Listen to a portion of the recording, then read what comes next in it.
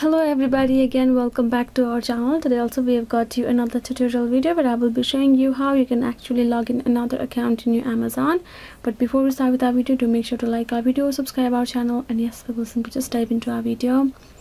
So first of all, just go ahead and get your app. So once your app is there and you will open it, you will see this kind of interface, right? You will see this profile icon on your top right corner. Simply tap on that profile icon there, and then this kind of interface you will get to see. Then you will tap on the settings icon on top left corner again. Simply tap on the settings icon, and if you scroll down, you will be able to find this option called sign in as the particular account name. Then you will tap on that option right there, and then you can finally see this option called sign out, right? So you will tap on the sign out option, and you will simply be able to get signed out, and then you will see this kind of interface where you will have to again enter your email or phone number right there, your password, and simply tap on the sign in option, and you will get back to your account like that easily.